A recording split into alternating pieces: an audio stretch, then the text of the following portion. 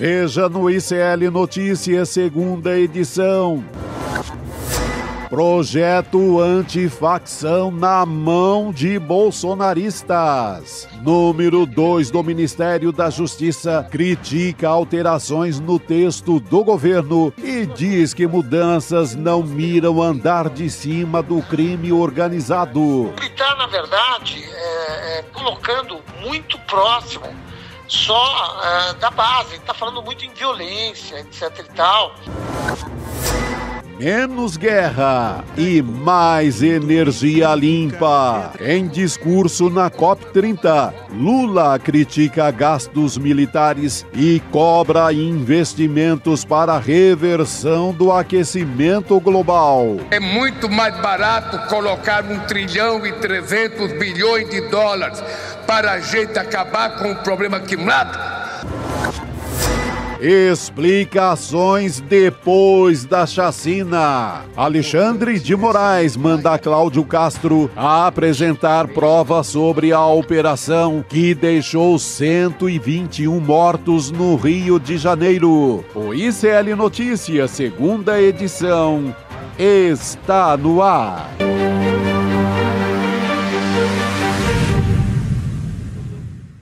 Olá, boa tarde. Seja bem-vindo, seja bem-vinda. O ICL Notícias, segunda edição, está começando. Estamos ao vivo nos canais do Instituto Conhecimento Liberta, Eduardo Moreira, também no canal da Voz Trabalhadora no YouTube. Boa tarde também você que nos ouve pela Web Rádio São João, em Quixadá, no Ceará, e também na Rádio Cultural, na região da cidade de Torres, no Rio Grande do Sul. Começando mais uma semana, nesse dia 10 de novembro de 2025, uma semana que já começa pesada para a gente, com essa rasteira no projeto de lei antifacção, que era uma aposta para o governo para falar sobre segurança pública, que é um tema que vai ser especialmente importante em 2026 também, né, Chico? Boa tarde. Importantíssimo, boa tarde, você aí da comunidade. Boa tarde, Gabi.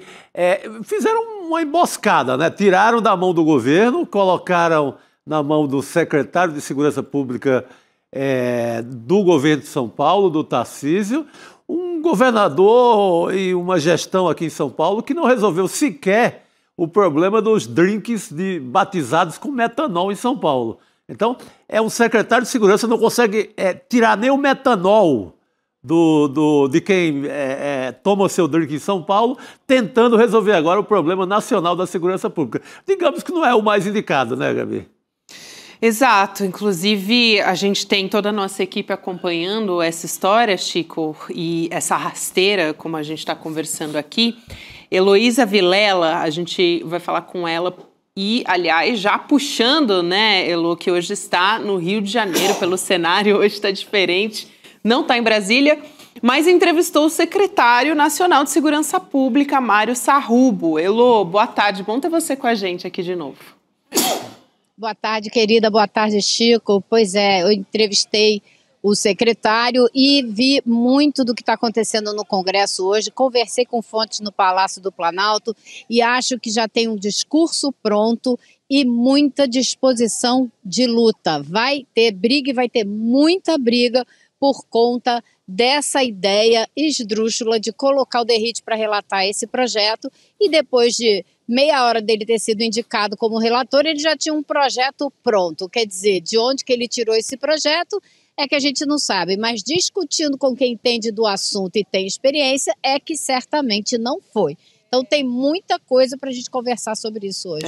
Curiosa, né, Lu? Essa agilidade do Derrite. Agilidade, eu estou aqui sendo irônica. O Derrite, claro, para quem conhece de muito tempo, que é o meu caso, aqui trabalhando em jornal em São Paulo, ele nunca foi assim, alguém, um pensador sobre segurança pública. Ele é um cara que tem na cabeça ainda aquela visão da rota do Maluf ainda, sabe? Ele tem ainda muita herança do Esquadrão da Morte, daquela eliminação sem inteligência alguma, nunca foi um pensador de segurança pública, faz uma péssima gestão na segurança pública de São Paulo. Eu falei agora que ele não resolveu nem o problema do metanol, não resolveu problema algum. Vai andar com o celular no centro da cidade, é uma esculhambação em São Paulo. O crime toma conta de São Paulo no momento. Então, ele não tem autoridade moral, não tem biografia e nunca foi um pensador sobre o assunto. Ele não sabe elaborar sobre isso, ele nunca respondeu a questões mais profundas. Ele tem aquela visão populista, aquela visão mais rasteira que, vai lá, passa bala e está resolvido. E outra, só quer ficar ali no crime do varejo, né? Lógico. Se sobe um pouquinho, vai para o crime da Faria Lima, ele pula fora.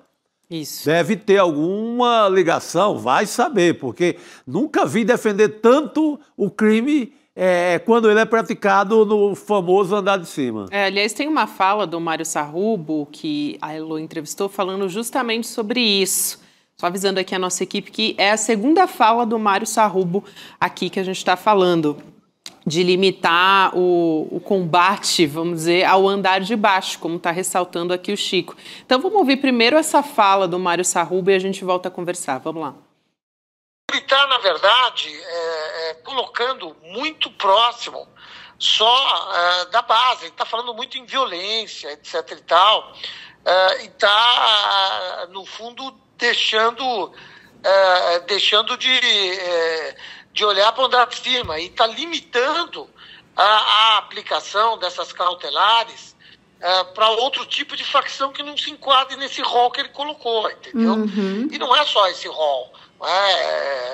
Se você pegar com 5, 6 pessoas que se organizam para dar golpes no mercado, esses não vão ter infiltração de pessoas jurídicas, esses não vão ter infiltração, não tem nada, porque ele está simplesmente reformando a lei de terrorismo e não mais a lei de organizações criminosas como um todo. Então, essa foi uma das falas importantes do secretário de Segurança Pública, Elu.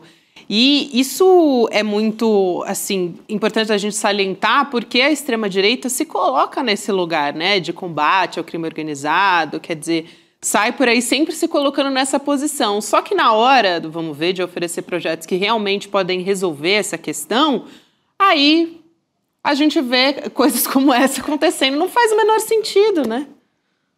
Não faz o menor sentido, e eu acho que está muito claro para o governo e para os líderes políticos da base do governo no Congresso que esse é o ponto principal. Hoje a gente começou a ver, tanto no discurso do secretário nacional de Segurança Pública que a gente acabou de ouvir, como no Congresso, como fontes do Planalto, o mesmo discurso. Essa é a nova PEC da bandidagem. É a nova maneira que alguns políticos estão encontrando para tentar se blindar de possíveis investigações da Polícia Federal. E a gente não pode deixar de mencionar, inclusive uma fonte mencionou isso comigo hoje, temos acompanhado as matérias que vocês estão fazendo, denunciando o Ciro Nogueira e denunciando o Rueda. E para nós, quem está por trás dessa escolha do Derrite para ser o relator dessa matéria, são eles que querem blindar políticos de possíveis investigações da Polícia Federal. No Palácio do Planalto, eu ouvi que essa proposta já está sendo chamada de Projeto Menos Polícia.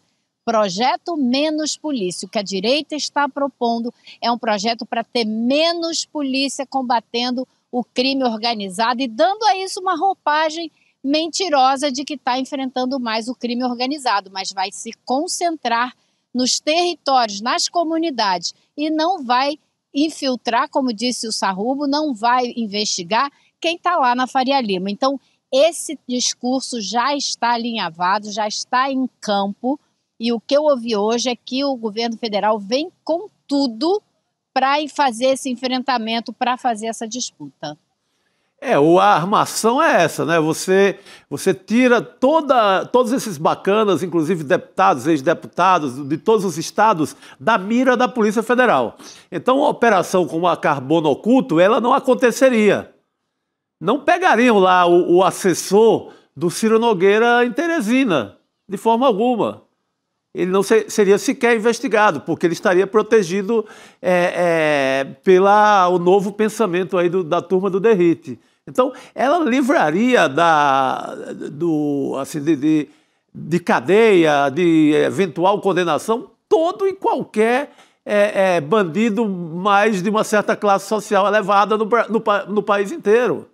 Se a PF não pode entrar e se Para a PF entrar, eu tenho que pedir licença do governador, do bispo, da madre superiora, de todo mundo, para a Polícia Federal entrar no caso. Já era, o cara já foi embora, se picou, não existe mais no local do crime. Então, é uma PEC da bandidagem parte 2. Não passa disso. Exatamente. E a Polícia Federal, que é a polícia que tem mais tecnologia, inteligência, preparo, condições para combater o crime organizado que está no país inteiro e até fora do país. Você não espera, como me disse hoje uma pessoa do Palácio do Planalto, você não vai esperar que a Polícia Civil do Amapá dê conta do crime organizado no Amapá, que está conectado com os grandes dirigentes do crime organizado no Rio, em São Paulo, Belo Horizonte, sabe? Sim. Absurdo, né, você esperar isso. Então, está muito claro que eles não querem um combate eficiente, coordenado contra o crime organizado. É isso que precisa ficar muito claro para a população, né, Elô? Porque é um discurso eleitoreiro, de que vai ter mais polícia, mas que na prática não vai combater o crime organizado. Então, jogar a luz nesses pontos que o Derrite, que os bolsonaristas, que a extrema-direita está querendo esconder quando assume um projeto antifacção, né? Um projeto pró-facção, na verdade, porque vai fortalecer a cúpula ali, a direção do crime organizado, se você não vai combater onde interessa. Até quero chamar aqui mais uma fala do Mário Sarrubo, conversando com a Heloísa Vilela, que ele fala sobre essa agilidade estranha ali depois que o Derrite foi apresentar as ideias em tão pouco tempo, né? Já que ele nem sabia que ele ia ser relator, supostamente. Vamos assistir. Esse projeto, pura e simplesmente, foi jogado fora e virou um projeto de reforma da lei de terrorismo. Uhum. Você entendeu? Com um ou outro tópico que tinha nele anteriormente. E o pior, eu vou ser franco, eu peguei um avião, 5 e pouco da tarde, de Brasília para São Paulo, na sexta-feira, quando eu fico lá ligado, né, e eu vi que o relator foi nomeado. Meia hora depois tinha um relatório, antes de pousar já tinha um relatório. Nossa. Então eu falo, toque de caixa, né, cara? A gente precisa dialogar. Então, o que eu tô pedindo, já falei com alguns veículos hoje, é que a gente possa dialogar. Elô, acho que é importante fazer essa distinção, né, do projeto do terrorismo, que foi ali uma aposta da extrema-direita, mas como o Derrite, a extrema-direita, na figura dele, consegue assumir essa relatoria, então eles estão tentando puxar pontos que são importantes para eles, né, porque teve... Enfim, muita divulgação, porque inicialmente era um projeto do governo federal, era uma aposta realmente para combater o crime organizado. São duas coisas que eles estão fazendo ao mesmo tempo. Uma delas é tentar roubar a autoria do projeto, que veio do governo federal, e isso foi um motivo de reclamação da ministra Gleisi com o Hugo Mota, quando ele lhe telefonou e comunicou que o Derrite seria o relator. Ela reclamou, disse que isso não estava correto. Mas a outra coisa que eles estão tentando fazer é descaracterizar completamente o projeto. Eles estão tentando acabar com o projeto. Como disse o secretário, eles rasgaram e jogaram fora um projeto que, diga-se de passagem, foi construído desde agosto do ano passado, com um representante escolhido, um das polícias militares, da Polícia Civil, dos Ministérios Públicos, das Secretarias de Segurança, da comunidade acadêmica, ou seja... Deu muito trabalho e muita discussão e depois passou em todo o Ministério da Justiça antes de chegar ao Congresso. E aí, quando ele chega ao Congresso, em meia hora, o Derrite vai lá e faz um novo projeto em cima do projeto do governo, fazendo mudanças que deturpam completamente a proposta. Isso tem que ser denunciado, né?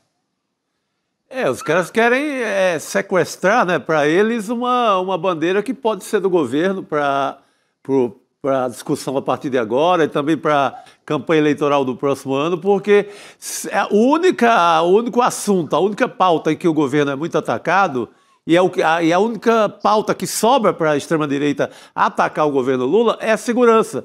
E mesmo assim eles querem roubar essa pauta também para a extrema-direita, porque eu acho que a última trincheira ali para a extrema-direita ter pelo menos uma chance mínima na eleição é atacar por esse lado. Então eles querem eliminar qualquer possibilidade do governo Lula ter um trunfo na área de segurança pública no próximo ano. É isso, Chico. O governo está construindo né, que ele vai apresentar em dezembro, que é um projeto no Rio Grande do Norte com a governadora a Fátima Bezerra e junto com a Polícia Federal, que eles tomaram conta, expulsaram as facções criminosas de uma área que, me disse hoje o secretário, não é uma área muito grande, tá? Mas é um projeto que a gente fez, que a gente conseguiu, com meses de trabalho de inteligência, fazer uma grande operação sem dar nenhum tiro, sem matar ninguém, prendemos 30 pessoas e agora a polícia está lá o tempo todo e agora vamos entrar com os serviços do governo, acesso à justiça, mediação de conflitos, vários serviços do governo federal para garantir a ocupação do território para que a facção criminosa não volte. Então ele diz, claro que você não vai pegar esse projeto e aplicar amanhã na Penha, não é isso que a gente está falando, mas a gente desenvolve um projeto piloto que vai servir como modelo para, de acordo com as alterações necessárias em cada local, dizer o que pode funcionar na prática. Então, vamos ver, esse anúncio vai ser em dezembro, também já na virada do ano eleitoral, né? Esse termômetro é fundamental de a gente prestar atenção, Elô. E você estava falando sobre essa proposta, o caminho que ela toma com o Derrite assumindo essa posição de relator. Eu queria trazer aqui a fala do Lindbergh Farias, o líder do PT na Câmara dos Deputados, que falou que essa proposta é inconstitucional. Então a gente assiste essa fala e volta a tocar nesse assunto aqui. Vamos lá. O que estão querendo aqui, na minha avaliação, é tirar a força da Polícia Federal e quando eu identifico os mesmos setores da política aqui de dentro do parlamento que atuaram pela PEC da blindagem, pela PEC da blandidagem, estão enxertando esses artigos aqui dentro. Isso aqui é muito grave. Ele chama atenção justamente para o que você falou, né, Chico? PEC da bandidagem parte 2. E outra coisa que ele falou, Elô, e acho que isso é muito didático, que a Operação Carbono Oculto, que teve um sucesso, foi uma mega operação e não deixou, assim, não deram nenhum tiro durante essa operação. Né, que mirou Faria Lima, enfim, ela só teria sido realizada com autorização do governador Tarcísio de Freitas, sob essas condições que eles estão colocando com esse projeto. Exatamente. Do Derrite, né? É impossível você vincular uma operação desse tamanho, desse porte, dessa abrangência a um governador de um estado. Não tem como. E quais as relações que esse governador, porventura, possa ter com um ou outro que serão alvos dessa operação? Aí será que ele vai permitir? Será que ele não vai permitir? Também, como disse o secretário hoje, o governador A permite, o governador B não permite, mas é tudo interligado e a gente precisa trabalhar nessa cadeia inteira. Como é que a gente vai fazer? Se um governador deixa, o outro não deixa. Quer dizer, isso é projeto para quem não quer mexer nesse angu de caroço, né, gente? Vamos falar sério. Sim. Imagina, chega um ofício, uma ligação da Polícia Federal. Senhor Tarcísio, senhor governador, posso, por obséquio, passar ali, atravessar o farol da Faria Lima e tentar ter uma conversinha com as fintechs e com a turma lá do PCC? Não ia obter essa licença nunca. Sabe, jamais, não teria como, Elô, chegar no que chegou a Carbono Oculto em relação à Faria Lima, que a gente já está vendo toda uma ligação com aqueles jatinhos do PCC, com Ciro Nogueira, com Antônio Rueda, gente... Que, aliás, lá no Piauí tem uma investigação, depois a gente vai entrar em detalhes aqui, para saber se houve vazamento. Então é tudo muito delicado. Essas operações, elas são feitas, né, Chico e Elô, de uma maneira a minimizar, pelo menos, os riscos de um vazamento. Então você ter também essa necessidade de autorização é algo que realmente... quem não quer que realize nada, né? Praticamente a eliminação da Polícia Federal. É tirar a função da Polícia Federal, que é investigar crimes em todo o território brasileiro. Perfeito. Sabe? Então, quero eliminar a Polícia Federal. Exatamente isso, limitar o trabalho da Polícia Federal, e por isso que o Planalto já está chamando, é o projeto Menos Polícia. Total. Eu achei boa o título. Achei bom. Por essa avaliação, jamais teríamos, por exemplo, chegado aos nomes dos mandantes do crime da Marielle Franco. porque ficou lá no Rio de Janeiro, um engaveta, o outro joga fora, deixa disso e tal. Só chegou a alguma conclusão quando o Flávio Dino, então ministro da Justiça, coloca a Polícia Federal na jogada. Então, o que eles querem é encobrir crimes. Não tem outra ideia nisso. Houve obstrução no caso Total. Marielle, né, Chico? É importante você lembrar disso para dar a dimensão do problema que a gente teria com uma aprovação como essa, né? Elu.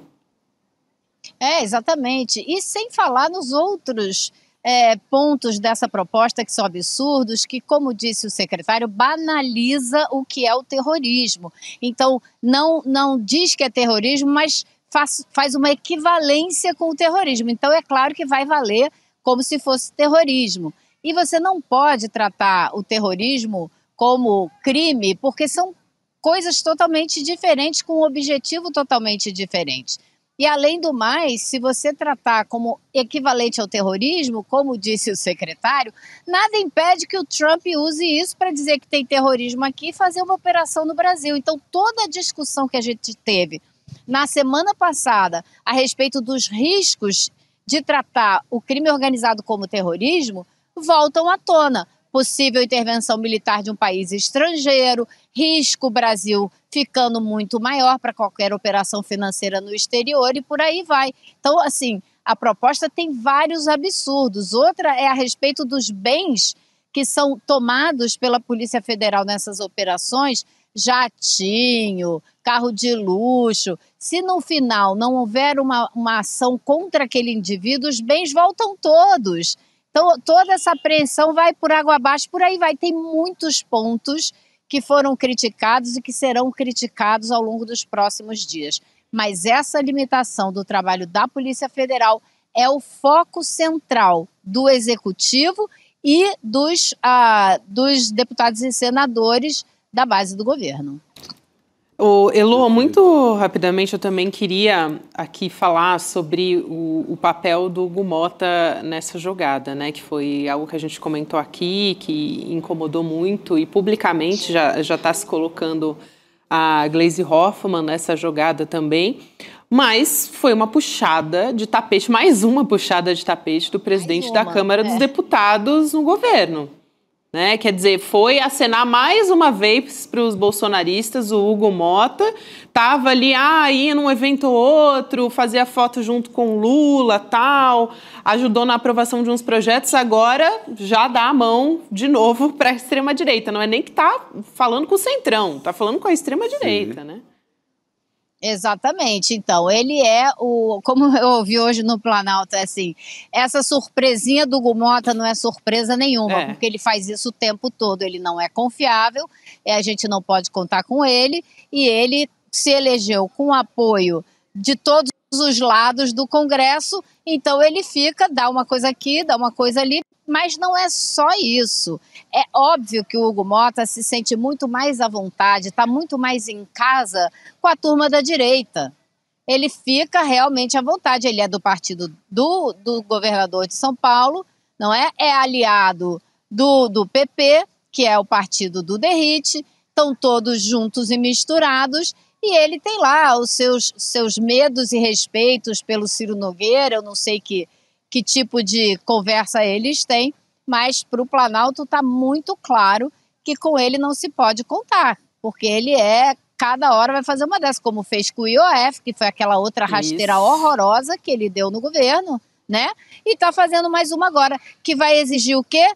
Briga e mobilização pública para derrotar e dizer para o Congresso, não me venha com outra bandidagem, não me venha com outra blindagem, porque a outra não colou e essa também não pode colar. Impressionante, né, Chico? Como é sempre um projeto importante para o governo. O IOF, como disse, agora é esse também, que é fundamental e vem num momento de fragilidade. O Hugo Motta vai ainda para querer fragilizar realmente o governo Lula a partir disso. Então, assim, com um amigo desse, né, quem precisa de inimigo? Né?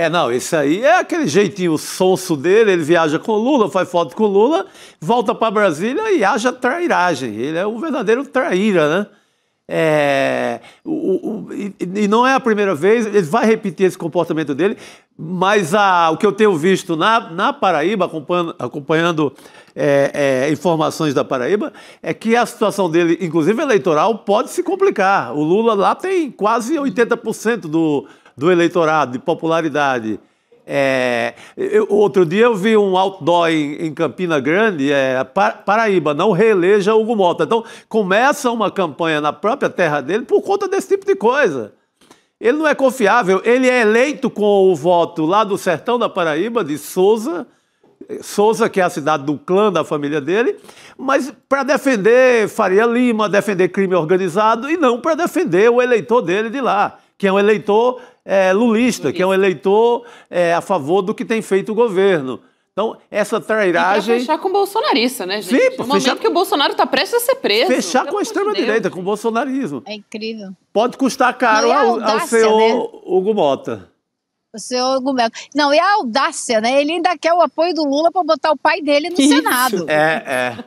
Cara, assim, é inacreditável. Só mas isso, aí né? eu questionei o Planalto hoje. Eles disseram, mas ele quer o apoio da direita também pro pai dele. Ele quer o apoio de todo mundo pro pai dele, como ele teve para ser presidente da Câmara, né? Que hoje em dia a discussão lá é se ele consegue se reeleger quando terminar o mandato. Mas vamos ver, isso é uma outra conversa. Falta um pouco mais de tempo para isso. Isso, né? É isso. Elô, obrigada por hoje, querida. Bom ter você com a gente. Um beijão. Bom trabalho. Tchau, pessoal. Até amanhã. Até. Boa noite, querida. A gente segue por aqui agora com o Rodrigo Viana fazendo a composição da nossa mesa. Não deu tempo nem de esquentar a cadeira, hein, Não Rodrigo? deu. Hoje não deu. Passou. Já caiu aqui direto na nossa mesa. Não, é que tem uma poltroninha aqui que eu gosto de ficar assistindo o programa de dentro do estúdio. Passou rápido. Sensação boa, né? Não deu nem tempo. Não deu tempo. Não. Já está de volta aqui fazendo a composição. Boa tarde, boa noite quase. Rodrigo, hoje um dia, assim, difícil, né? Demais essa rasteira. A gente estava falando agora com a Heloísa Vilela do Hugo Mota e a gente comentava como vem em mais um projeto que seria importante para o governo federal. Então, o Hugo Mota, assim, com um amigo desse, como disse o Chico Sá, traíra, né? Já foi traíra. Traíra do açude da lama, que é um açude que tem lá em Souza, na Paraíba. Traíra, para quem não sabe, é um peixe de água doce. Isso. Tem a tremenda cara de traíra ele, né? Total. E já foi traíra no caso do IOF, mas ele se deu mal na trairagem, né? O Hugo Mota se deu mal, se enfraqueceu ali, perdeu um pouco da confiança do Palácio, deveria ter perdido totalmente, mas ele foi com tanta sede ao pote naquele caso ali do IOF, que foi ali que o governo Lula começou a retomar a popularidade. E agora, nesse caso, está entregando de bandeja para o Derrite, né? Foi um negócio impressionante, né? Para o bolsonarismo, né? Está entregando de bandeja pro bolsonarismo através do Derrite, dando um empurrão para o Derrite numa possível candidatura ao Senado aqui em São vai Paulo. ser candidato. Agora com esse outdoor todo que ele está tendo em Brasília, no noticiário, né? Porque a gente está aqui falando dele, mesmo falando mal, mas está falando do Derrite. Então ele coloca o Derrite ali na vitrine eleitoral e eu acho que há uma tentativa também, é a última cartada da extrema-direita para ter um candidato forte. Sim. Só resta essa bandeira da segurança pública. O Derrite faz a relatoria, o Derrite pertence ao governo de São Paulo, então ao governo Tarcísio. Então, eu acho que é a última cartada dos caras para tentar chegar no começo do ano com alguma possibilidade de candidatura, porque até agora não tem. Para federal. Casando com uma possibilidade de prisão do Bolsonaro logo mais, né? No máximo um mês aí, né? Para a prisão do Bolsonaro, mas isso que o Chico falou, quer dizer, eles vão ter uma candidatura no Rio em cima de violência, de pancadaria, de sangue. E em São Paulo, o Tarcísio é um pouquinho mais amplo do que isso, mas vai ter um candidato ao Senado, se for o Derrite, nessa linha também. E se o Tarcísio sair a presidente, o Derrite ficaria com a candidatura a governador na mesma linha do Cláudio Castro, né, na base da pancada. Ele que é o que bateu no peito e defendeu que policial tem que matar mesmo, defendeu aquelas operações no litoral paulista. Então, vai se desenhando uma direita que já não é mais a direita lavajatista, já não é mais a direita anticorrupção, é a direita do sangue. Essa direita que vai restar para 2026. E não é uma direita que vai combater o crime organizado, como diz, supostamente, que está se propondo a fazer. Não é isso, né? Porque vai Não, vai tirar a Polícia Federal do crime organizado, da possibilidade de combate ao crime organizado. É uma direita meio, que a gente já viu muito na história do Brasil, uma direita meio malufista. Rota na rua. A rota na rua. É uma direita meio que lembra um pouco o tempo do Esquadrão da Morte. É uma direita dentro dessa ilegalidade, dessa violência ilegal. É isso. Numa linha de selvagem mesmo, assim, essa tentativa. E um caso como esse, assim, que a gente está fazendo o discernimento justamente de que não vai combater o crime organizado, é importante justamente esse pensamento crítico, né? Por que eu estou falando isso? Porque a gente vai trazer aqui agora uma nova pós, tem uma nova pós do ICL, uma nova turma e uma nova pós, né? Que vai ser a primeiríssima turma da nossa primeira turma de pós-graduação em Teoria Crítica da Sociedade do Brasil. E vão ter diversos professores para contribuir com esse pensamento crítico, o Nancy Fraser, também o Vladimir Safatli, o nosso Gessé, o nosso Lindener, também estão no corpo dos professores. Tem muito intelectual aí que a gente costuma acompanhar. Rafael Valim, o Lindener, nosso Lindener Pareto, e um convidado internacional, bom, além da Nancy Fraser também, Álvaro Garcia Lineira, que foi vice-presidente da Bolívia e entende muito de história da América Latina. Tem muita gente aqui na nossa audiência também curte muito Elias Jabbour. Ele também é um dos professores da nossa pós-graduação. Então, vale muito a pena. A gente teve, não sei quem que fez aqui, a primeira pós-graduação do ICL, né, que é Repensando o Brasil. Então, agora a gente traz uma nova pós-graduação. Muito importante, o nosso lançamento vai ser no dia 27 de novembro, quinta-feira. Então, daqui 2 semanas, né? 8h da noite vai ser o lançamento e quem assiste e adere também à pós-graduação, durante o evento tem um desconto ali. É bem importante acompanhar o evento para ter essas condições exclusivas do lançamento. Então, você pode ir em icln2.com.br para garantir a sua vaga lá. Maravilha. Estreia nova, então, aqui no ICL, hein, Chico? Agora há pouco, Rodrigo, já que você chegou aqui, vou aproveitar para a gente continuar nessa história das operações da Polícia Federal, porque a Operação Carbono Oculto, ela continua, né? Novas fases. Sim. A gente tem a Polícia Civil do Piauí abrindo um inquérito para apurar um possível vazamento de informação da Operação Carbono Oculto. Por isso que a gente falou dessa questão também relacionando com o Estado, enfraquecendo a Polícia Federal, né? Por conta também de casos como esse. O que esse caso atinge, né? Esse inquérito, mais especificamente, um dos principais aliados do Ciro Nogueira, presidente do PP, do Progressistas. Então, operação que investiga lavagem de dinheiro para o PCC, apuração agora que a gente traz da Folha de São Paulo. Então, tá na manchete aqui da sua tela que você está acompanhando. E esse caso, ele levantou suspeitas depois da exoneração do Vitor Linhares de Paiva do cargo de secretário municipal de articulação institucional de Teresina. Isso aconteceu 2 dias antes da operação. A gente falou aqui do Vitor Linhares de Paiva porque uma reportagem do ICL Notícias mostrou que ele teria recebido R$230 mil para intermediar a venda de um posto de combustível investigado por ligação com o PCC. Foi uma reportagem exclusiva que a nossa equipe trouxe na semana passada, né? O Vitor Linhares, ele é aliado de primeiríssima hora do Ciro Nogueira, próximo da família, né? Coisa assim de frequentar a casa mesmo. Então, ele trabalhou no gabinete do Ciro Nogueira ali entre 2018 e 2019, na liderança do PP no Senado em 2020, alguém muito, muito próximo. O Ciro é padrinho de uma das filhas dele. É disso que a gente está falando. É importante porque o ICL trouxe a primeira apuração e agora a Folha de São Paulo entra, porque é incrível, Chico. O ICL tem feito esta apuração com o trabalho do Demore, do Flávio VM Costa, da equipe aqui do ICL, e outros jornais têm alguma dificuldade em entrar na investigação. Não sei se é porque envolve o Ciro Nogueira, que é um personagem muito próximo da Faria Lima e, por sua vez, é próximo dos jornais. Agora, dessa vez, furou o bloqueio, hein? O repórter da Folha foi atrás da história e trouxe essa repercussão, que é possível vazamento desta operação. Né? Para a gente relembrar, a operação original foi aqui em São Paulo, na Faria Lima, contra as fintechs, né, coisa de comércio ilegal de combustível, lavagem de dinheiro. A fintech desse caso do assessor do Ciro Nogueira é a mesma... Fintech daqui. A fintech do PCC na Faria Lima. É a mesma. É a mesma. O esquema de gasolina, de combustíveis, dos postos lá do Piauí, parecidíssimo com o de São Paulo.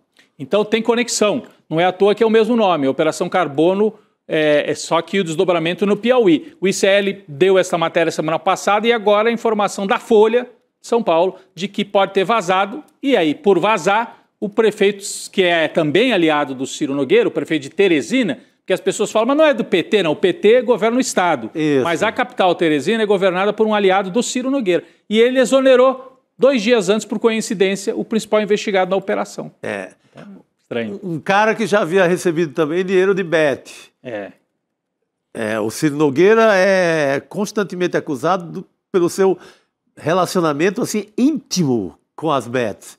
Inclusive com viagens internacionais, em avião de dono de Bet. Então, para esse cara ser 2 dias antes, o prefeito tirar o cara, olha, sei não. É muito estranho. E é importante a gente apontar a Folha está entrando nesse e uma reportagem do ICL que tem cauda longa, né? Que outros veículos estão entrando aí nessa reportagem, nessa apuração também. E que começou, só para... É aquele caso do piloto que foi entrevistado, que trouxe as primeiras informações. Que aí se abriu uma investigação e por aí vai. É isso aí, Rodrigo. Vamos falar da COP30 também. O presidente Lula disse hoje que é um momento de impor uma nova derrota aos negacionistas climáticos. Ele estava fazendo uma crítica não só ao Donald Trump, mas os líderes globais, né, que rejeitam a agenda ambiental. É realmente o negacionismo, assim, na veia. A gente está vendo tudo isso acontecer, acabamos de ter exemplo até aqui no Brasil, daqui a pouco a gente vai falar sobre isso, mas o presidente Lula discursou sobre isso na abertura da COP, lá em Belém. A gente vai ouvir essa fala e volta para chamar o nosso convidado. Vamos lá. A COP30 será a COP da verdade. Na era da desinformação, os obscurantistas rejeitam não só as evidências da ciência, mas também os progressos do multilateralismo. Eles controlam algoritmos, semeiam o ódio, espalham o medo, atacam as instituições, a ciência e as universidades. É momento de impor uma nova derrota aos negacionistas. A gente vai chamar aqui o presidente do Conselho do Instituto Terra, que é o Juliano Salgado. Juliano, boa noite, seja bem-vindo. Olá, boa noite, muito obrigado por me receber. Juliano, a gente agora estava trazendo essa fala do presidente Lula, uma fala muito forte a respeito dos negacionistas, e acho que é importante, quero te ouvir sobre isso, e também aproveitar para te ouvir sobre esse contrassenso, né, que os países que estão também na COP30 e falando, ainda bem, contra o negacionismo, também, por outro lado, muitos ainda investem, por exemplo, em combustíveis fósseis, né, em poluidores. Então, há um contrassenso também muito grande nessa COP de uma maneira geral. A gente vai sair com algo de mais concreto? O que a gente pode tirar, pelo menos até agora? É claro que a COP ainda vai durar 2 semanas. Mas a gente vai sair com algo de mais concreto pela sua avaliação? Olha, eu acho que a grande questão ambiental hoje, ela não é exatamente pautada pela COP. A COP, claro, os governos se reúnem, os governos passam acordos, tentam trazer soluções para melhorar a situação, mas, na verdade, e aqui eu queria fazer referência a essa fala do presidente Lula, que eu achei muito boa, as populações, nós brasileiros, nós temos aqui a oportunidade de trazer para o debate quais são os valores, em que sociedade nós queremos viver. Nós temos aqui uma experiência muito forte, o Instituto Terra atua no Vale do Rio Doce, onde nós temos um programa gigantesco de transformação da agricultura. Nós estamos trazendo árvores para o pasto, para a agricultura, ao contrapé total da cultura ambiente, daquilo que nós herdamos dos nossos pais, nossos avós.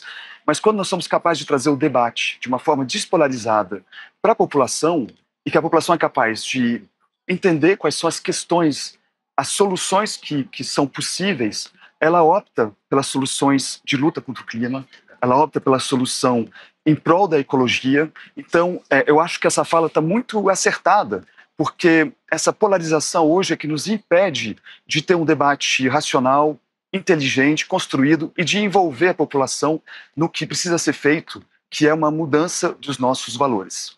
Juliano, só voltando para a fala, bem-vindo mais uma vez, né? Voltando aqui para a fala inicial da Gabi, o que a gente pode esperar depois de 2 semanas, ao final, né, de 2 semanas da COP30, por exemplo, com a ausência dos Estados Unidos, e aí não é a ausência do Trump, é a ausência dos Estados Unidos, não tem delegação na COP30, ao contrário de outros países que não mandaram a sua principal liderança, a China, mas mandou delegação. Mas o que se pode esperar ao final dessas 2 semanas? Diretrizes para o mundo, redução das emissões, o que a gente vai ter um documento final que vai apontar em que direção? O que você pode trazer para a gente como perspectiva aí para daqui a 2 semanas?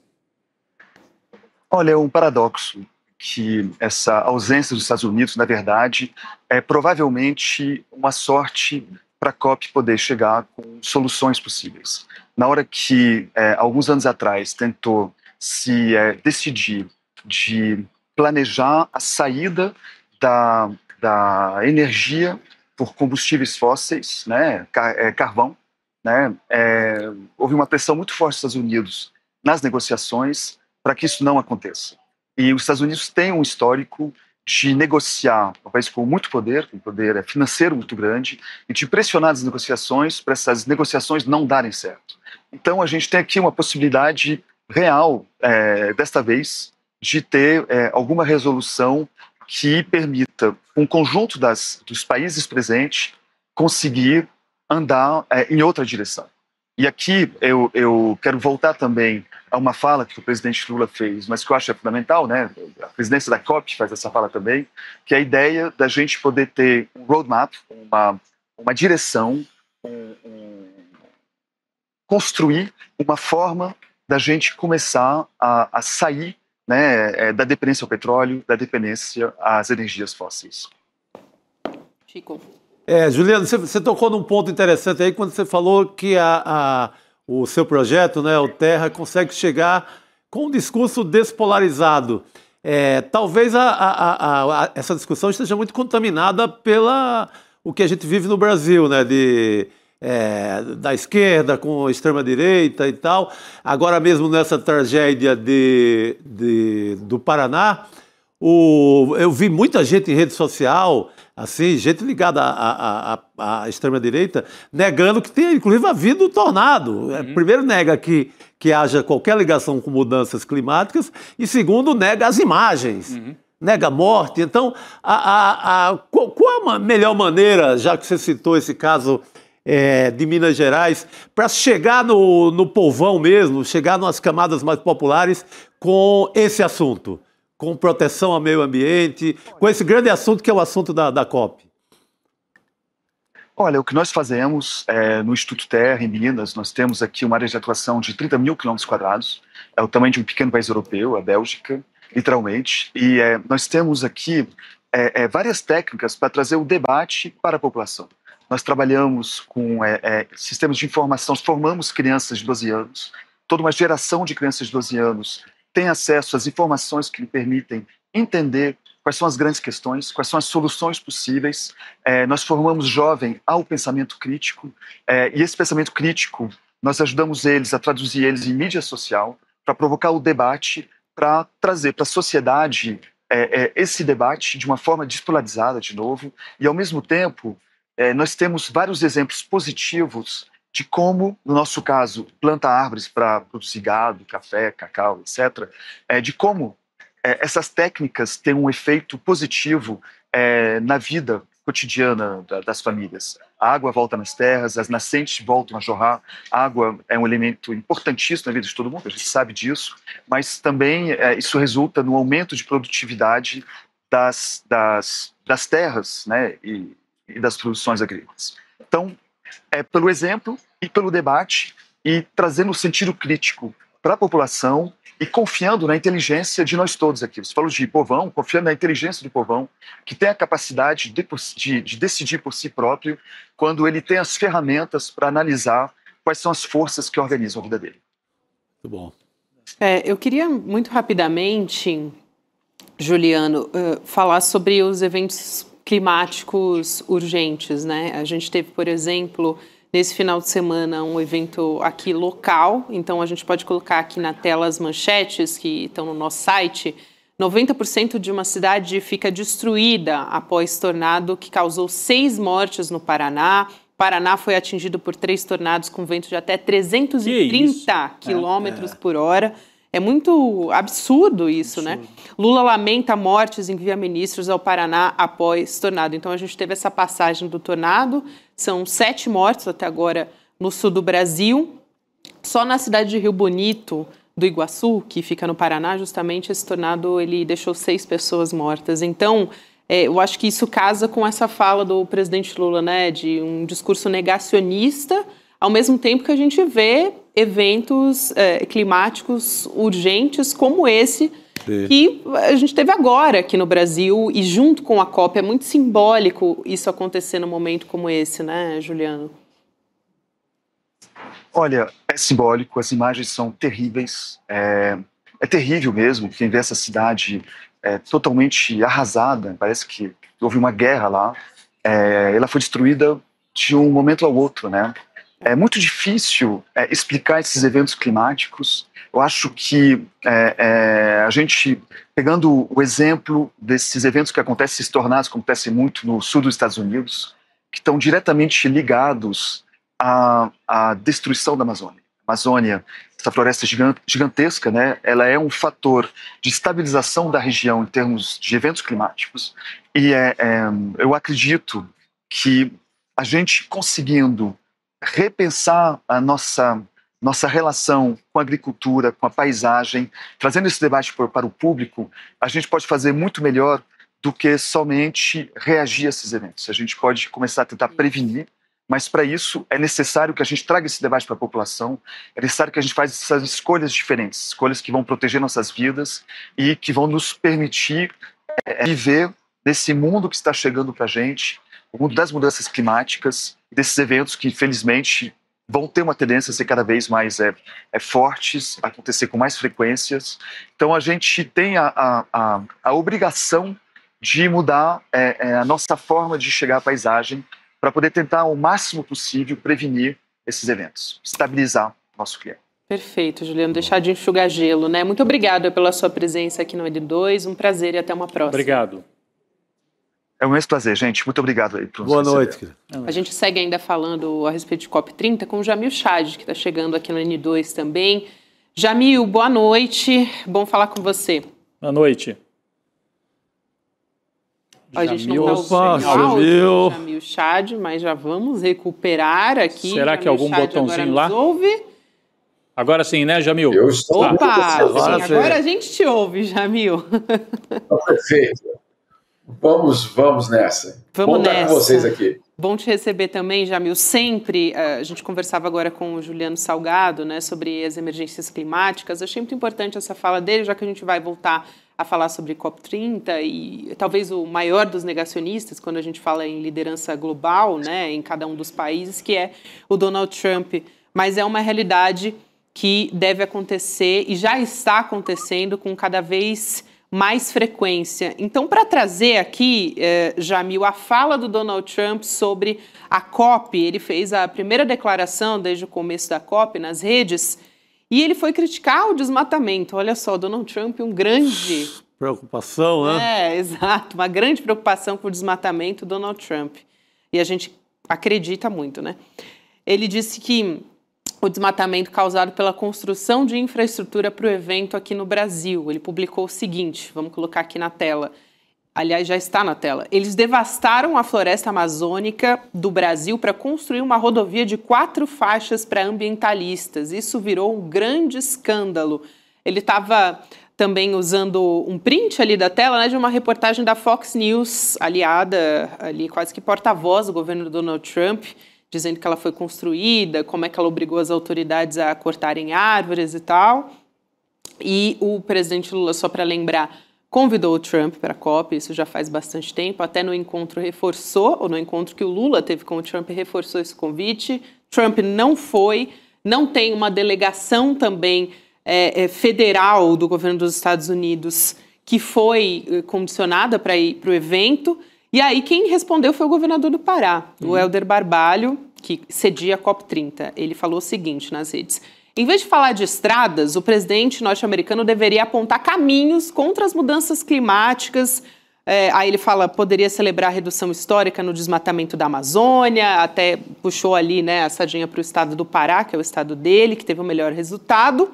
E também falou sobre investir mais para salvar as florestas do mundo. Ele falou, ainda dá tempo de passar na COP30, Trump, a gente espera você com o tacacá, é melhor agir do que postar. Então, a gente tem uma resposta do governador, Jamil, mas acho que é muito simbólico a gente ter uma fala do Donald Trump contra, né, na contramão de lideranças do mundo inteiro nesse momento, falando em prol do meio ambiente. Gabi, vamos dissecar o que o Donald Trump fez. Vamos lá. Antes de mais nada, essa estrada, de fato, causou muita polêmica entre os ambientalistas, sem dúvida nenhuma. Então, vamos dizer assim, o fato existiu. O que Donald Trump fez, porém, foi manipular esse fato para dizer que a conferência não vale nada. Então, obviamente, é uma manipulação. Por quê? Em primeiro lugar, ele não citou o fato de que no ano passado a queda do desmatamento, o desmatamento teve a maior queda em muitos anos. Então, em primeiro lugar, ele está falando só de uma pista, de uma estrada de 4 faixas, e não do desmatamento da Amazônia como um todo, que caiu. Ele também não fala que foi no governo do seu aliado, Jair Bolsonaro, que, claro, o desmatamento saltou para níveis inéditos. Isso ele também não cita. Então, por que é que ele está trazendo esse assunto? Por que é que a primeira vez que ele fala da COP, ele fala nesse contexto? Porque, claro, qual é o objetivo do Donald Trump? Tirar a legitimidade de qualquer tipo de decisão que saia de Belém. Estar presente ou estar ausente não é suficiente para Donald Trump ou para os interesses americanos. O governo americano precisa que Belém não só, basicamente, seja deslegitimada, mas ela precisa fracassar. Isso para que os interesses americanos, obviamente, sejam atendidos. Então, pensar que Donald Trump não está na COP bom, então aqui vamos tomar uma decisão e depois a gente vê se o governo americano vai aderir ou não. Não é assim. De fato, o que acontece é que a ausência americana ela é uma ausência física. Ela não é uma ausência de agenda, de influência, de pressão. Por quê? Porque essa pressão é feita via seus próprios aliados, Argentina, Paraguai e tantos outros países, El Salvador, Hungria e tantos outros países pelo mundo que estarão sim na COP, estão lá negociando, e o que eu tenho falado bastante, vários diplomatas têm falado sobre isso, quem será ou quais serão os cavalos de Troia dentro dessa negociação das próximas 2 semanas. Ou seja, quem é que vai estar com a plaquinha escrito lá, talvez Paraguai ou Argentina ou qualquer outro país, mas atrás da plaquinha está de fato o interesse americano e não daquele país. Tá. E aí eu te dou, Gabi, um exemplo do que aconteceu há 10 dias. A Organização Internacional Marítima é uma organização basicamente também de muito tempo, ela não faz parte exatamente do centro das decisões do mundo, mas ela é fundamental porque ela regula basicamente o transporte marítimo no mundo inteiro. Ela foi fazer uma reunião justamente para lidar com as emissões de CO2 no transporte marítimo. O governo americano não estava, mas olha só o que eles conseguiram fazer. Eles conseguiram, por meio desses aliados, basicamente criar um impasse e a reunião terminou sem um resultado positivo. Então, mesmo ausente, o governo Trump consegue sim ter uma influência e é isso que a gente vai precisar estar atento. Só para resumir, então, essa mensagem, essa postagem nas redes sociais por Donald Trump não foi uma postagem sobre as 4 faixas de uma estrada, não era sobre isso. A postagem era para tentar dizer ao seu público e ao mundo, essa reunião não vale nada, não prestem nem atenção nela. Basicamente era isso. Eu estava até olhando aqui a resposta do Hélder Barbalho, Jamil, Ele fala assim, é melhor agir do que postar, né? Eu entendi, claro, ele estava respondendo ao Trump, mas é evidente que o Trump está agindo. Postar hoje em dia também é agir. Então, só no mesmo sentido que você mesmo estava falando, né? A ausência do Trump é uma forma de agir, né? E ele se ausenta e depois tenta deslegitimar. Não sei se vai conseguir, porque, por exemplo, a China, o Xi Jinping não veio, mas ele mandou uma delegação. Mandou 50 pessoas. 50, é uma das maiores, né? Das maiores. É uma das maiores. Os europeus estão fortemente aqui, o Macron, o príncipe inglês estava por aqui. E a Califórnia está lá também. Nós vamos até falar daqui a pouco, né, Gabi? Isso. É importante. Quer já trazer a Califórnia? Não, porque eu ia dizer isso, que essa história, não, ele está postando, então ele não está fazendo nada. Ele está fazendo tudo. E isso aqui é parte da ação, né, Gabi? E tem uma crítica bastante forte do governador da Califórnia, o Gavin Newsom. Ele criticou a ausência dos representantes do governo, a ausência física, como ressaltou aqui o Jamil. Ele veio para um evento em São Paulo, mas passou, né, antes de ir para Belém, porque ele veio para a COP. Ele é democrata, né, da Califórnia. Isso, então, ele é democrata, para quem não sabe. Presidenciável ali. Presidenciável. E tem sido um contraponto, né? Contraponto direto ao Donald Trump. Ele falou o seguinte: estou aqui por conta da ausência de qualquer liderança do governo dos Estados Unidos. É um vácuo, é de deixar o queixo caído. Nenhum representante, nenhum espectador para tomar notas foi levado a Belém. Isso é uma reversão completa do progresso feito pelo governo Biden.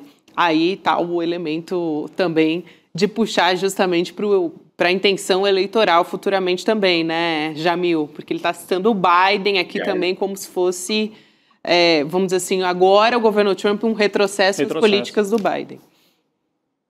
Então, Gabi, vamos dissecar também o Newsom. Vamos. Ele é mais do que presidenciável. Ele é, basicamente, a grande esperança, pelo menos uma ala do Partido Democrata, de ser a pessoa capaz de derrotar o candidato de Donald Trump, ou o próprio Donald Trump, vai saber, na próxima eleição. Tem todo um debate lá nos Estados Unidos, que ele é muito californiano para o resto do país, que ele não seria, vamos dizer assim, não teria uma identidade, enfim, um debate muito doméstico. Agora, o que ele fez na COP? O que ele está fazendo na COP? Ele está dizendo para a comunidade internacional, olha só, eu sou o parceiro confiável, eu sou os Estados Unidos que podem jogar o jogo do multilateralismo, eu tenho credibilidade para voltar ao Acordo de Paris. Ou seja, ele está usando a COP como uma plataforma para se credenciar, obviamente, diante da comunidade internacional, mais uma vez. Então, ele está usando, obviamente, a COP, a ausência de Donald Trump, justamente para se reposicionar ou para se posicionar, se apresentar ao mundo e dizer, olha, eu sou quem vocês querem que basicamente lidere os Estados Unidos. Obviamente, é uma parte já, no caso, da sua apresentação de credenciais para o mundo. É isso, Jamil. Quero trazer uma outra fala aqui do Gavin Newsom falando sobre o tarifaço do Trump contra o Brasil. Ele disse que é um ato de desespero do governo dos Estados Unidos. Então, vou abrir aspas para ele mais uma vez. Nenhuma pessoa da administração deveria mostrar desrespeito por nenhum de vocês, falando dos brasileiros, né? Esqueçam a política, o Brasil é um dos nossos grandes parceiros comerciais, é o país com o qual deveríamos nos envolver. No entanto, dedo do meio com 50% de tarifas. Isso é vergonhoso, é uma fala forte do governador Chico. da Ele disse que o Trump mostrou o dedo do meio para o Brasil. Exatamente. Ele tentou ser elegante até. Pois é. Eu acho que ele foi muito elegante, inclusive, comparado com o que o próprio Trump pode fazer, né? É isso mesmo, Gabi. Eu acho que ele também, nesse aspecto, a COP serve para se apresentar ao mundo e, claro, esse debate sobre as tarifas serve para se aproximar ao Brasil, às empresas brasileiras, ao, vamos dizer assim, o governo, pelo menos federal, justamente como um eventual parceiro.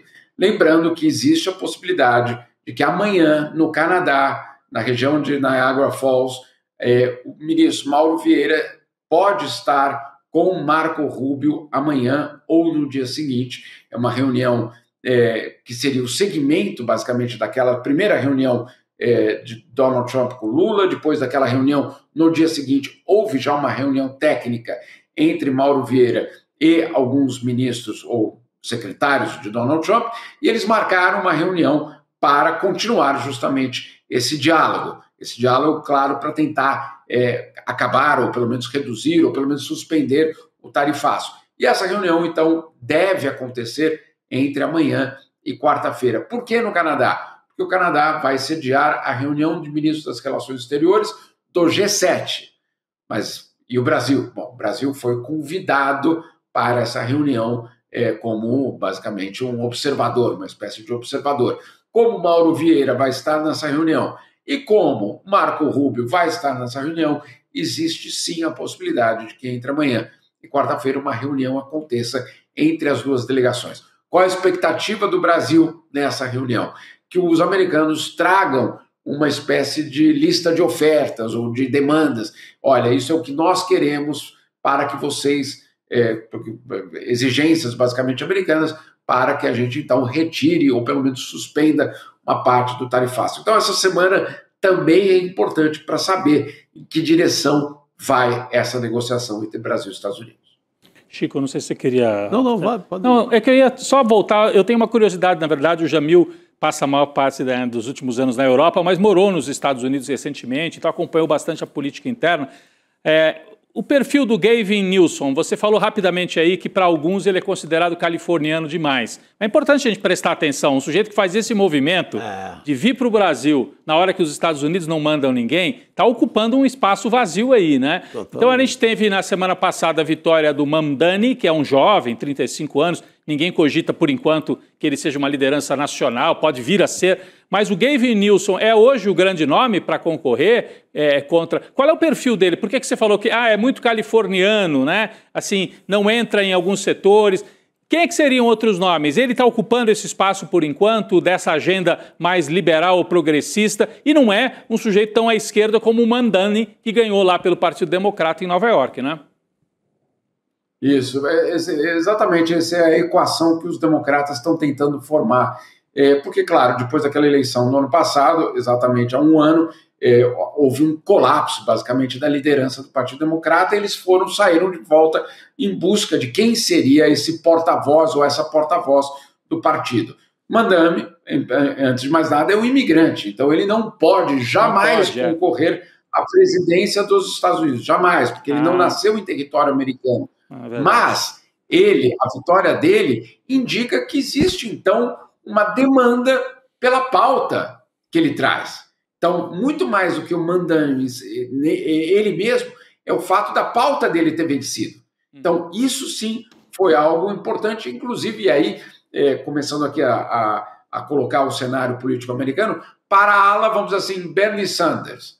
Né? Então, a ala que talvez, dentro do Partido Democrata, teria uma propensão maior a falar de todos os sistemas sociais, de trazer esses sistemas sociais que são tão, eu diria, delicados nos Estados Unidos. É curioso, porque é impressionante você falar que temas sociais são delicados. Mas, enfim, é comunista, vira comunista. Exato, comunista, Deus me livre.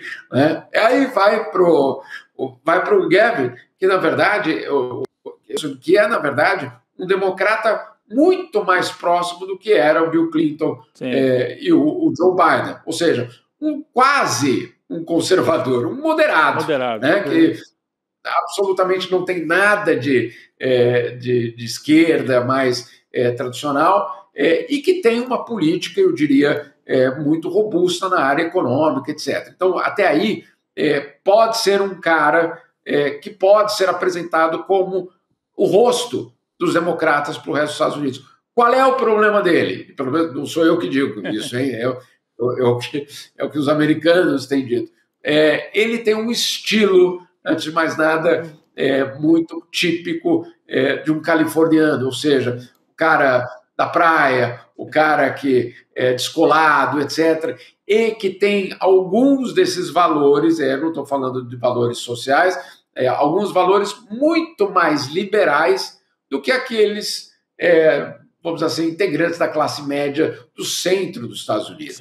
Então, aborto, LGBT, combate ao racismo, toda aquela pauta que, para um americano mais tradicional, fala, opa, esse é um liberal demais para mim. Liberal demais.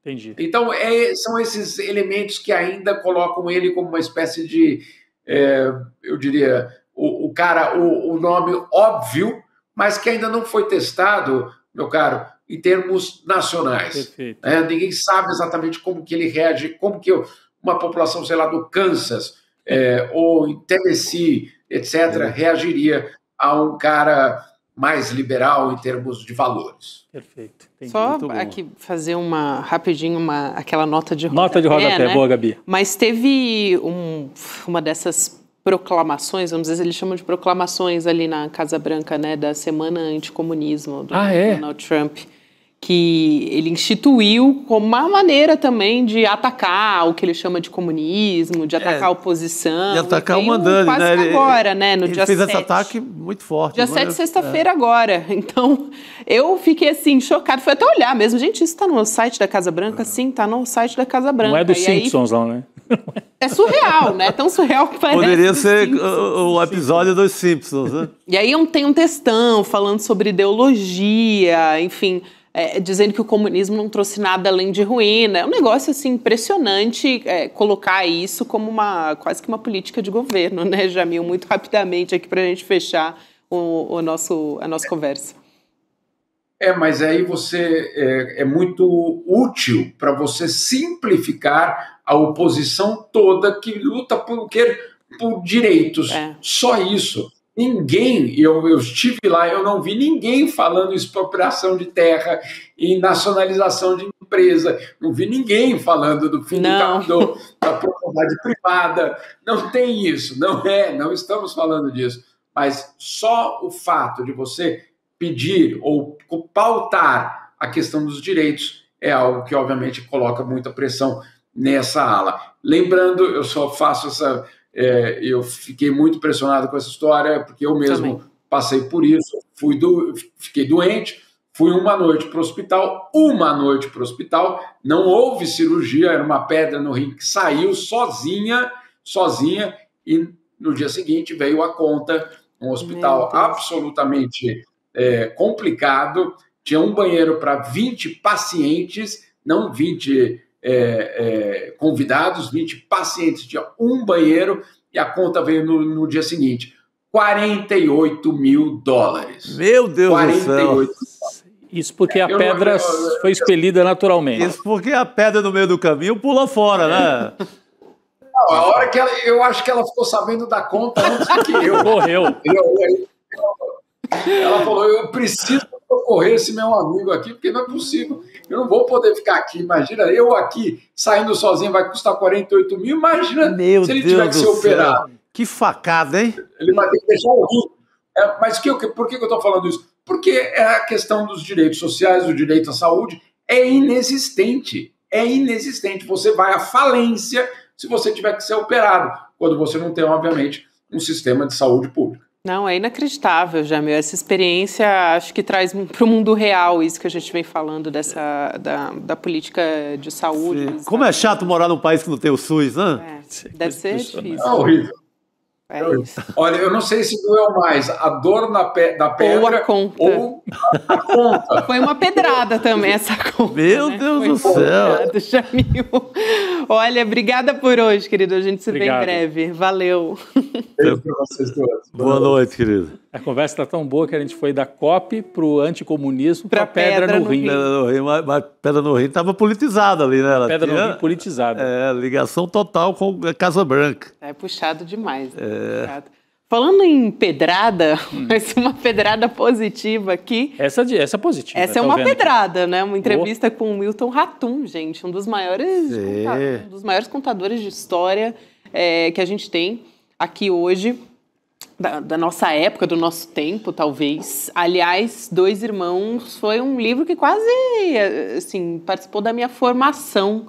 Livraço, não. Esse é como jornalista, sim. Dos maiores. Teve agora, o Brasil voltou a ser cotado. Em alguns momentos o Brasil já foi cotado para ganhar o Prêmio Nobel de Literatura, né? Foi o Ratum. E agora o Ratum voltou para a fita, né? Estava ali nas bolsas de aposta. Claro, não estava aquelas 100% de chance, mas constava da lista. Prova a grandeza desse escritor, né? É isso, hoje tem entrevista no Chico Pinheiro, entrevista com o Milton Ratum. Vamos assistir um trechinho da fala dele, vamos lá. O dia que não houver mais leitores de literatura é um sinal de esvaziamento total da nossa humanidade e daquilo que o ser humano, vamos dizer, se alimenta, que é a fantasia, que é o sonho. Né? Porque quando ele lê uma ficção, ele está viajando, né? Ele está lendo, vamos dizer, um mundo, um universo paralelo, fora dessa realidade empírica, né? Então é um modo de você também sonhar com outras coisas, com outros mundos, que podem ser melhores ou piores, mas é um mundo diferente. Então, um trechinho da fala que vai trazer a trajetória do Milton Ratum. Ele faz a defesa da literatura aí, né? A defesa da escrita, da literatura. E é um escritor muito político também. Em todos os momentos delicados no Brasil, ele está lá na luta, você encontra ele nas passeatas, na rua, não é só um escritor de gabinete, não, sabe? Pois é, e falando tá lançando agora como enfrentamento, né? Está lançando A Dança dos Enganos, que é completa uma trilogia sobre a ditadura no Brasil. Estava vendo que nessa entrevista ele conta que ele, claro, adora escrever, mas que ele gosta muito de ler também. E aí, para um escritor, quanto mais lê, como é que você divide o tempo entre escrever e ler, né? É o dilema dele. E, Chico, mas será que o Milton Ratum já caiu em prova do Enem? Caiu já, é vestibular, tudo que é lugar. Exatamente. Eu conheci o Milton Ratum fazendo vestibular lá atrás. Tava lá, não, os livros dele são obrigatórios, em qualquer coisa. Não, eu estou falando isso só para relembrar quem chegou agora, assim, que o ICL, uma crônica do Chico Sá, do ICL, foi citada numa das questões do Enem. Fiquei muito feliz. Era uma questão sobre saúde mental que acabou caindo lá, o tema era esse. Uma crônica que eu fiz sobre as meninas do Brasil na Olimpíada. Eu vi. Que eram todas muito preocupadas com a questão mental, né? Enquanto a macharada estava nem aí para variar, né? Isso é que acaba definindo no mundo esquerda e direita, né? Também. Quase sempre. Macharada sem preocupação com o meio ambiente, sem preocupação com saúde pública. E isso faz... com guerras, né, Chico? Preocupação com a guerra boba da testosterona. É isso. Mas o Chico e o ICL citados no Enem, um grande orgulho. Não, muito feliz. Algo ligado sempre à educação deixa a gente, né? Super legal. E falando de saúde mental, Chico, achei extraordinário. Bacana, gostei demais. Obrigado. Lógico, uma vitória nossa também. É isso aí. Ver, muito bom. Bom demais. Vamos seguir aqui falando agora sobre uma novidade a respeito da operação mais letal do Rio de Janeiro. O ministro Alexandre de Moraes ele determinou hoje que o governador Cláudio Castro preserve todas as imagens das câmeras corporais, dos policiais civis, também dos militares envolvidos nessa operação. Lembrando que a gente teve 121 mortos, tanto no Complexo do Alemão como também no da Penha. E aí o Alexandre de Moraes também falou que o Cláudio Castro tem que enviar em até 48 horas para o STF quem são os agentes envolvidos, as cópias de todos os laudos das vítimas da operação. E acho que isso também é muito relevante de ressaltar, porque ele pediu uma comprovação, os relatórios da inteligência para comprovar a presença dos 51 alvos de mandados de prisão ali no local da operação. Então, está se fechando um cerco contra o Cláudio Castro também. Sobre isso, a gente vai conversar com o Cacai nessa segunda-feira. Cacai, boa noite, um prazer falar contigo. Boa noite. Olá, Gabi, olá, Rodrigo, querido Chico. Alegria estar aqui com vocês mais uma vez. Uma alegria também, Cacai. Eu achei importante trazer, logo na abertura da nossa conversa, essa questão, porque uma operação... A gente não vê pela primeira vez essa operação. É claro que ela se destaca porque é a pior da história, do Rio e talvez também aqui do Brasil. Mas agora a gente tem uma resposta a isso. Quer dizer, não pode se matar indiscriminadamente, a gente não tem pena de morte, mesmo que tivesse, passaria por um processo, pelo devido processo legal. Então, o STF cobrando o governo do estado do Rio de Janeiro uma resposta a tudo isso. Não, e cobrando que explique o que embasou a decisão do juiz, Cacai? Porque foi o juiz autorizou a entrada, dizendo que tem que prender os sujeitos. Tinha relatório dizendo que esses 51 estavam lá naqueles dois complexos ou não tinha, Isso é que o Alexandre de Moraes, entre outras coisas, pede para embasar, para entender o que aconteceu ali, Esse assunto é extremamente grave e importante, até porque O que o governo do Rio usou, inclusive no dia mesmo dessa chacina, que foi uma chacina, o próprio governador fez críticas à ADPF das favelas, que proibia exatamente esse tipo de entrada violenta, ou pelo menos tentava proibir ou colocar regras e tal. E me impressiona muito porque, desde o primeiro momento, eu inclusive falei aqui, aquilo que chocou é a absoluta falta de cuidado com a manutenção da prova. O ministro Flávio Dino falou sobre isso no Supremo, porque o artigo 6º do Código de Processo Penal diz que quando ocorre um crime, imediatamente a polícia tem que preservar o local até os peritos chegarem para fazer a perícia. O que eles fizeram é o contrário. Eles absolutamente destruíram qualquer prova. Eu me sensibilizei com a manifestação no dia da defensora pública que não teve acesso. Eles proibiram a defensoria de ter acesso. Teve que o Supremo Tribunal determinar. Mais uma vez o Supremo... Eles criticam o ativismo do Supremo. Ora essa. O Supremo, provocado, tem que agir. A defensoria pública estava sendo impedida de acompanhar as perícias, o trabalho dentro do IML. Então, o que é esse trabalho, gente? Eu sou advogado criminal. A preservação da prova. Eles fizeram tudo errado. Chamaram as pessoas para aquela floresta, para aquela mata, mataram, depois apresentaram fuzis. Foram presos 90 e tantos fuzis. Quem é que estava com esse fuzil? Cadê a prova de que esse fuzil X, número tal, estava com o cidadão tal que foi morto? Não tem. Eles liquidaram as provas. As únicas provas que poderiam subsistir, na visão inclusive da defensora que falou isso, seriam os corpos, ter que fazer uma perícia bem feita, com peritos independentes. E o ministro Alexandre vai além, de forma muito correta, que é manter as câmaras corporais de cada um daqueles policiais que estavam ali. Na realidade, é muito difícil o que está acontecendo ali. Vai haver outra operação, eu ouvi isso de pessoa influente do Rio de Janeiro, eles sentem que a operação, a visão deles foi extremamente vantajosa. Cláudio Castro subiu 10 pontos da pesquisa, adicionou no mesmo dia 1 milhão de seguidores em redes sociais, mas fizeram tudo absolutamente errado. Essa questão que o Rodrigo coloca, ela é importante, que está lá no despacho do ministro Alexandre, porque, veja só, dos 121 mortos, tirando os 4 policiais, nenhum deles estava entre aqueles que o Ministério Público havia pedido na denúncia. Quer dizer, então, essa operação não tem nada a ver com aquele pedido, aquilo é um pretexto. Você imagina o seguinte, é o que eu disse, inclusive, num artigo que eu escrevi até no ICL, tinha 43 pessoas, se não me engano, que não tinha nenhuma passagem pela polícia. Qual é o título que o Brasil inteiro tinha que ter estampado no outro dia? 43 pessoas sem passagem pela polícia foram assassinadas. Não, é 121 mortos, sendo que, veja bem, aqueles que tinham mandado de prisão, não existia, como a Gabi bem disse, nenhuma possibilidade de matá-los. Tinha que prendê-los para ter o devido processo legal. Se há um conflito específico num caso tal, pode-se até imaginar que tivesse tiro, Chico. Mas não é assim que funciona. Foi um desastre, foi uma chacina. Ou seja, aqueles contra os quais havia um pedido formal do Ministério Público não estavam lá. Ninguém foi preso. Nem o líder foi preso, é uma coisa inacreditável. Fizeram operação com 2.500 homens, segundo o Cláudio Castro, preparado por mais de um ano, e não conseguiram prender os líderes.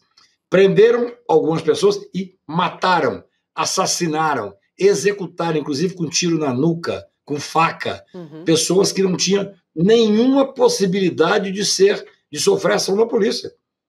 Pessoas que a infelicidade era ser negra e estar numa comunidade. Então, esses esclarecimentos são importantíssimos. Eu gostaria, eu não consegui ler, um dia complicado, o despacho do ministro Alexandre, mas eu gostaria que tivesse a identificação dos fuzis, porque foi uma grande, assim, disseram, prenderam 90 e tantos fuzis, 100 fuzis. Prenderam onde? Da Cadê onde veio? Entendeu? Exatamente. Não, prenderam com o senhor fulano de tal, que tomou um tiro e que está morto aqui. Tem alguma questão sobre isso? Você tem uma foto que comprova isso? Não. A foto que eu vi dos fuzis é um policial, um carrinho, como se fosse um carrinho de supermercado, com os fuzis amontoados ali dentro. Ou seja, não existe prova, gente. As pessoas que estavam mortas ali amontoadas naquela rua, várias delas estavam sem camisa, estavam descalço. Será que naquele momento eles estavam, ou será que também sumiram com uma coisa muito comum na polícia, quando quer destruir a cena do crime, some com as roupas, inclusive. Então aquilo foi tudo um desastre, tudo um desastre.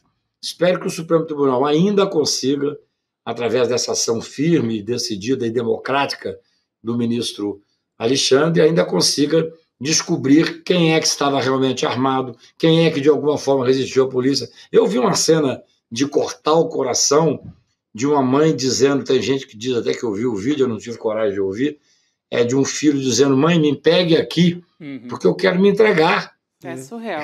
É de matar, gente, é de cortar o coração. Agora, é bom fazer esse trabalho que o ministro Alexandre está fazendo, junto com a DPF, que ele está fazendo a DPF, porque ele é o relator atual da DPF. Porque essa DPF, que no dia que houve a coletiva do ministro do governador Cláudio Castro, ele diz, maldita DPF. Eles culpam a DPF pelos assassinatos deles. A DPF tentou colocar um pingo de regramento, porque, afinal de contas, eles, evidentemente, uma operação dessa não é feita na Vieira Solto. Uma operação dessa não é feita no Leblon, no Rio de Janeiro. Jamais. Feita nas comunidades. Então, é um problema muito grave. É muito bom que a gente acompanhe. Você foi muito perspicaz, Rodrigo, ao fazer essas observações, porque eles destruíram as provas. Sabiam que estavam fazendo crime, destruíram. Não tem uma comprovação que os fuzis estavam com eles, não tem uma comprovação de onde os corpos estavam. Como é que você vai fazer reconstrução de crime? Se você pega 100 e tantos corpos amontoados no meio de uma rua, levados pelos familiares e pelos amigos. É muito cruel. O que foi feito ali é uma afronta ao Código de Processo Penal, é uma afronta completa ao Estado Democrático de Direito. Sem dúvida, que só reforçando o que o Cacai estava falando da DPF, ele estava falando da DPF das favelas, né, que está sob a relatoria do Moraes, que já pediu documentação, foi ao Rio de Janeiro para ter audiência com o Cláudio Castro também, e que surgiu para coibir excesso, né, para coibir letalidade policial. E como disse o Cacai, foi criticada essa DPF pelo Cláudio Castro, né, que queria matança generalizada mesmo, que foi o que aconteceu no caso dessa operação, né? Se você não tem um devido processo legal, então é licença para matar, né? Parece uma chacina com objetivos eleitorais, né? É tanto que ele tem automaticamente a popularidade ampliada 2 dias depois. É uma coisa muito calculada, né, Cacai? Muito pensando em proveito. Agora, se depois você tem os dados que o desmentem, também pode ter um efeito contrário, né, Cacai? Mas você sabe que tem... Eu acho que, eu não sei quanto tempo exatamente atrás, a gente lê tantas coisas que vai confundindo, mas foi uma chacina que deixou, acho que 20 mortos, foi uma coisa horrível à época e tal. Eu me lembro de uma frase do governador dizendo o seguinte... Olha, se eu estivesse pensando em popularidade, eu fazia uma chacina, uma operação por semana. Porque isso, infelizmente, dá algum tipo de ibope. Embora eu concorde com você, Chico, que a gente tem que denunciar, a gente tem que apoiar medidas como essa do ministro Alexandre, porque, em havendo um esclarecimento, não é possível que há um completo desumanização das pessoas para apoiar uma chacina.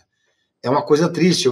Outro dia eu estava fazendo um debate rápido e alguém me lembrou que, veja só, acho que não me engano, o coronel que comandou Carandiru, que teve 111 mortos, ele foi eleito posteriormente.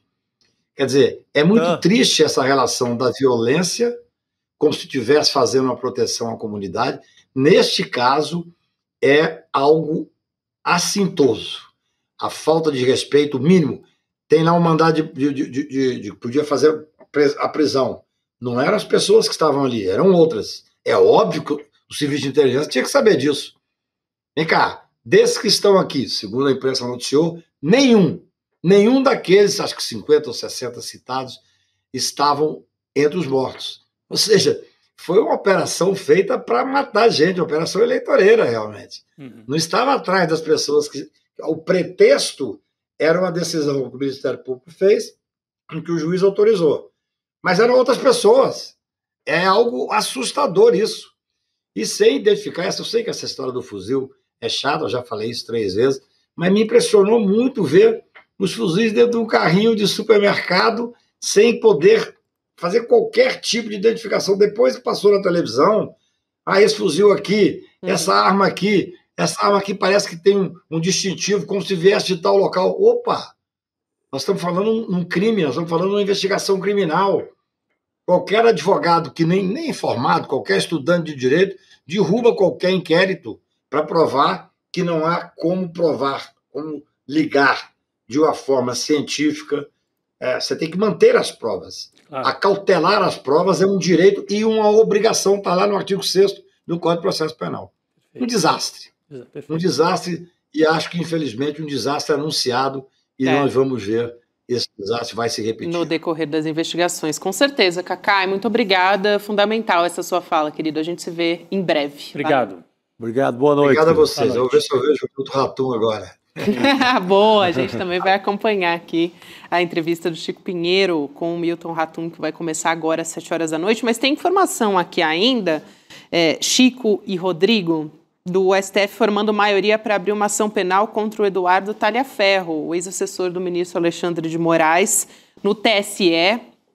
O Alexandre de Moraes votou pelo recebimento dessa denúncia da PGR e quem seguiu foi o ministro Cristiano Zanin e também o Flávio Dino, ele que foi, o Talhaferro, acusado pela Procuradoria de vazar mensagens dos integrantes do gabinete do Alexandre de Moraes para obstruir investigações sobre a trama golpista. Tem até o dia 14 de novembro, aqui só para lembrar os ministros da primeira turma para depositar os votos.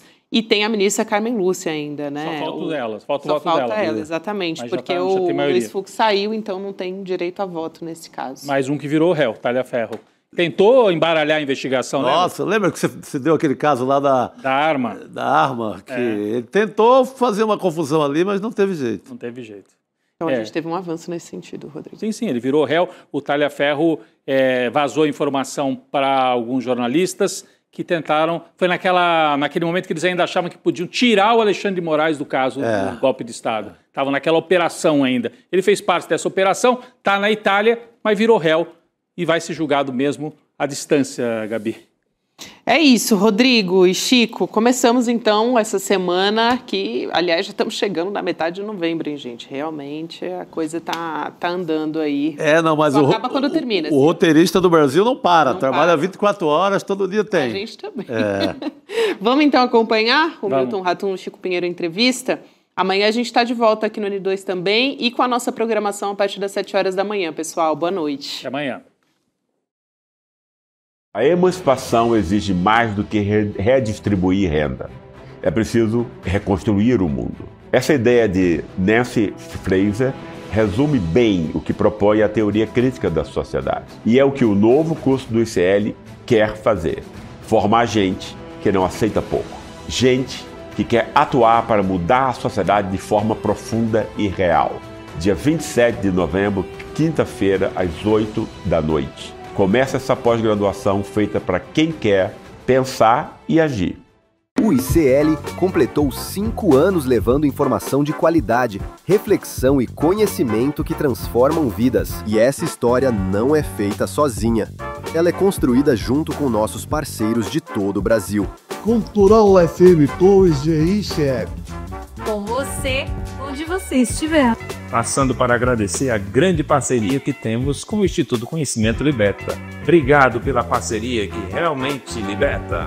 A nossa parceria aqui em retransmitir o conteúdo do N1 foi um golaço, um gol de letra, que venham muitos anos para nós. Um forte abraço a todos. Salve, camaradas do ICL! Vamos crescendo juntos aí nessa grande parceria e esperamos que venham mais muitos e muitos anos pela frente. Conhecimento liberta. E é por isso que nós temos essa parceria, para expandir esse conhecimento. E nós estamos juntos nesse processo e nessa... São vozes unidas em uma rede que cresce a cada dia, levando informação livre e independente para milhões de brasileiros. E você, que tem um canal no YouTube ou uma emissora de TV, pode se juntar a nós. Retransmita o sinal do ICL e leve transformação para a sua audiência. ICL, 5 anos de informação que liberta. E juntos, vamos muito mais longe.